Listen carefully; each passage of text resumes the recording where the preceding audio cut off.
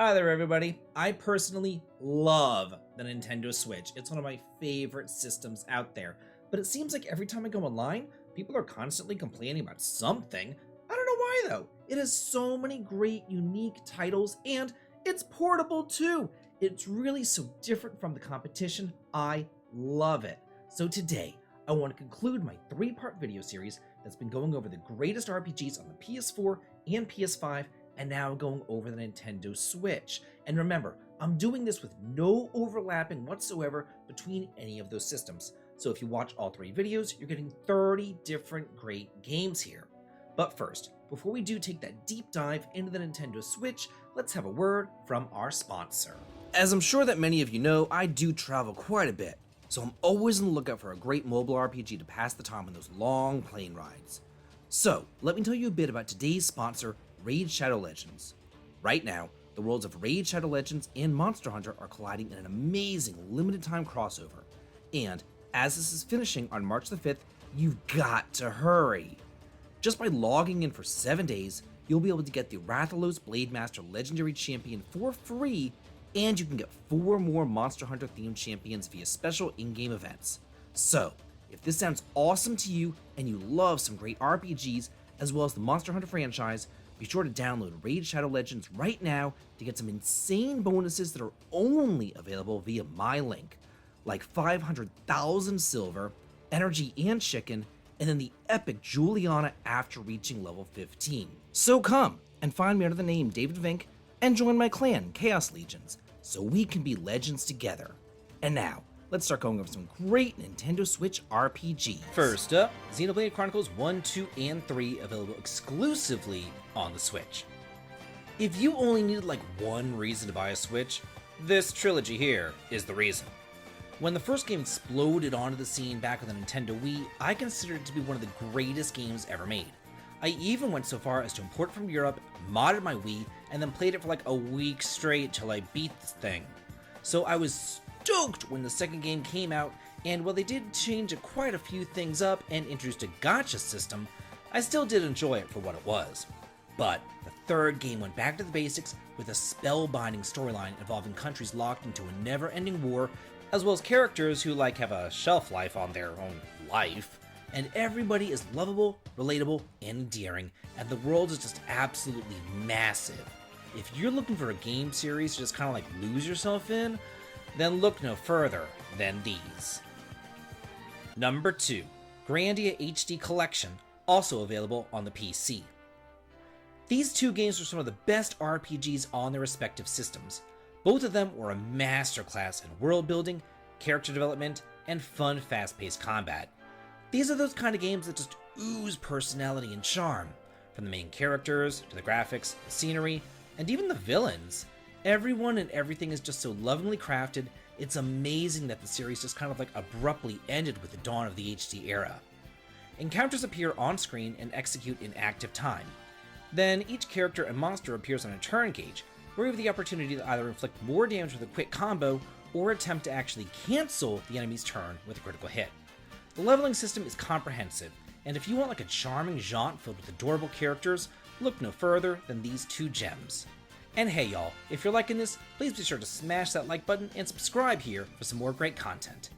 And now for number 3, Fire Emblem Three Houses as well as Fire Emblem Engage, available exclusively for the Switch. There are 2 Fire Emblem games available on the Switch right now, and both of them are pretty fantastic, but they're also really unique from one another.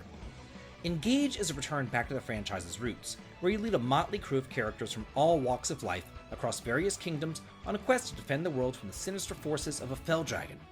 Series staples like the weapon triangle return, and you can summon emblems of heroes past through the use of magical rings. Three Houses, though, is a completely separate beast, and it's much more story-driven, and you can play through it 3 separate times with 3 different stories and 3 different teams, as you get to know all your students and lead the charge in battle. Number 4, Shin Megami Tensei 5, available for the Nintendo Switch. As of the publishing of this video, this is still a Switch exclusive. However, do be aware that an upgraded version of the game is coming out in June of this year, and it's getting ported over to all the other systems. Finally. The exclusivity of this game for so long was really puzzling to me, because while Persona caters to like a more casual audience, SMT is made for much more hardcore gamers, as it can be notoriously difficult. This is like Pokemon set in hell, where you have to recruit, fuse, and evolve your demons appropriately. Slow and steady wins the race here as you make your way further out of the post-apocalyptic landscape. Each region is super complex, filled with tons of secrets, and you can spend hundreds of hours exploring and still not really finding everything. And if you're like me and you enjoy the combat of Persona, but not all that high school stuff, then this is the game for you. Number 5. Pokemon Scarlet and Violet, available exclusively for the Switch. When Nintendo really did go and abandon the handheld market and opted to have the best of both worlds with the Switch, Pokemon was kind of like left in the lurch and people didn't really know what was going to happen to the series. And rather than just stagnating or vanishing, it grew and changed into something that I really thoroughly enjoy now. With a much more open world, different towns and gyms to explore in whatever order you want, and just kind of having like a fun, enjoyable experience, you're no longer going from town to town and route to route in this one. It's not like it used to be. It actually feels like a living, breathing world. And with 2 new DLCs on the way, this really does give you plenty of bang for your buck. Number 6. Triangle Strategy, also available for the PC. I'm sure that it doesn't surprise anybody watching that my favorite strategy game of all time is Final Fantasy Tactics. I mean, it is the benchmark that I compare all other tactical games to. So, this one featuring an adult cast of characters along with a politically themed story, isometric, tactical, challenging, and interactive battles in glorious HD 2D, you can bet I was in line day one to pre-order my copy because it reminded me so much of Final Fantasy Tactics. After playing through, I know that a lot of people complained about the overly verbose cutscenes, but to me, I didn't think it was all that bad. And really, if your only complaint about a game is that they just talk too much, then you're just kind of nitpicking. If you don't like it, just skip the cutscenes. It's not that hard. I, for one, though, cannot wait for a sequel. Number 7. Bravely Default 2, also available for the PC. Talk about a sequel course-correcting the mistakes of the past.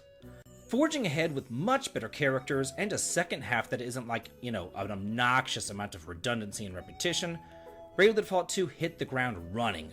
Once again, you get to defeat classed enemies and steal their power for your own to customize your party in ways that are both inventive and unique. This is the Final Fantasy V of the Switch generation, with a great job system, the ability to mix and match them with sub-jobs, and even the story references it, as the 4 elemental crystals need saving because their theft has caused the entire planet to suffer. Also, it just has a delightful, old-school world map filled with treasures, super powerful mobs, and secrets. And while the grinding is somewhat mandatory, it's also kind of painless. With some food items, chained encounters, and a bit of simple planning, you'll get through it in no time flat. Number 8. Harvestella, also available for the PC. Whenever I first heard about this game, I thought to myself that it was just going to be like another Harvest Moon, Stardew Valley, or Rune Factory clone. But I am here to tell you that it's not, and this is something special. With farming and sim elements, a time system for your NPCs, and playing much more like Secret of Mana rather than anything resembling Harvest Moon, this is a keeper. All of the life sim elements in crafting are definitely there, but it's not the focus. Instead, the real focus is on exploring beautiful, seasonally themed environments, getting to know all the quirky inhabitants of the world, and experimenting with all the different jobs available to you. This beautiful game tells a captivating tale of love and loss, and it isn't something that you're going to be forgetting soon. So go ahead and wrap yourself up with this on a cozy night at home. Number 9. Super Mario RPG, available exclusively for the Switch. This was one of my favorite games back on the SNES, and I never thought that it would be getting a remake or like another entry into the series, since it is what caused that great schism between Nintendo and Square back in the 90s. So I must say, it is about time that they got back to it. They need to return to this great game. I have always loved it, and all the other Paper Mario and Mario and Luigi RPGs never held a candle to it. Hopefully this does well, and we do get a sequel. And now it has added quality of life additions and boosted attacks that hit all enemies, so it is going to move at a much quicker pace. If you've only ever played the Paper Mario series in the past, then get ready for a wild ride, because this is much more akin to a classic Final Fantasy than anything else. Number 10, Collection of Mana, also available for the PC. I love the Mana series, and here we have the best games in that series, and those that I grew up on are included in this collection.